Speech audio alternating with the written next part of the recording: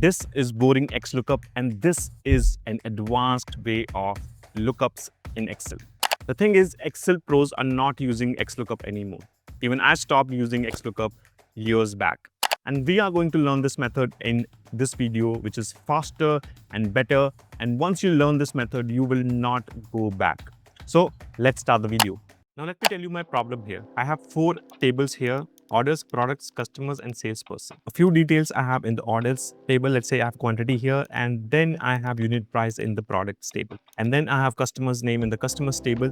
And if I want to connect all these tables, I need to write at least 3 XLOOKUPs. And that is something I don't want to do. We are going to use a way better and powerful method here.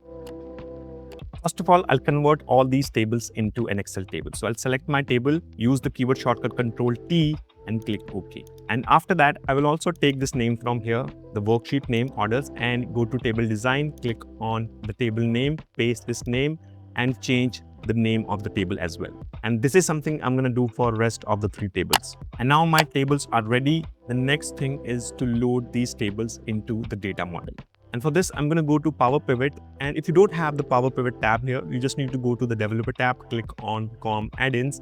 And from there, you can activate Microsoft Power Pivot for Excel. And once you do that, you will have the Power Pivot tab here. As I said, I need to add all these tables into the data model. So I'll select any of these cells and click on Add to Data Model, and it will add my table into the data model, the Power Pivot data model. I will do this for rest of the 3 tables. Now you can see here, I have all the 4 tables into the data model. The next thing we're going to do is the most important part of this entire method. So I'll click on the diagram view, and here you can see I have these 4 tables here like this.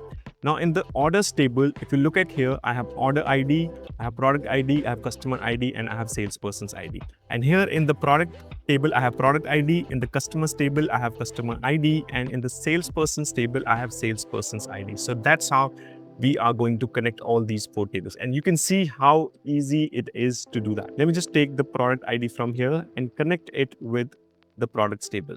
In the same way, customer ID from here and connect it with the customer's table's customer ID, and salesperson's ID from here and connect it with the salesperson's ID.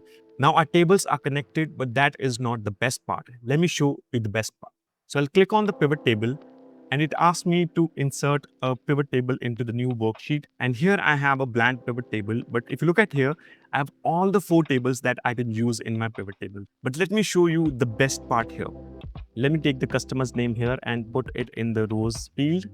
And if I take you to the orders table, you can see I have the quantity here, but I don't have the price. And if I take you to the products table, I have a unit price here, but I don't have the quantity. But here we are going to solve this problem.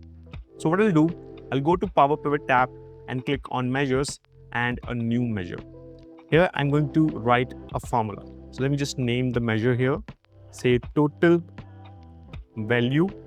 And in the formulas, I'm going to say sum X. Let me just select the table that is orders. And in the orders table, I'm going to use the column that is the quantity. And now to get the total amount, I need to multiply quantity with the unit price. So I'll use the multiplication here. But to get that column from the product table, I'll use one more function that is related, and it allows me to access all the columns from rest of the 3 tables. So I'll go with the products, unit price, close the function and close the SUMX function, check for the error. There is no error in the formula, click OK, and here I have the total value. Now if you look at here, this is the magic. In the orders table, we had the quantity, and in the products table, we had the unit price. And in the customers table, we had the customer's name. And these are the 3 things that we are using here in our pivot table: customer's name and a calculation with quantity and the unit price. But let me use one more thing from the 4th table, that is the salesperson. So I'll go to the salespersons, take a region from here and put it here. And now I have the region as well. So I'll just change the design. And this is my table with the region, customer name, and total value from quantity and unit price. Let me just take it from here to here, and my pivot table is ready. And this is way more powerful and easier than using XLOOKUP.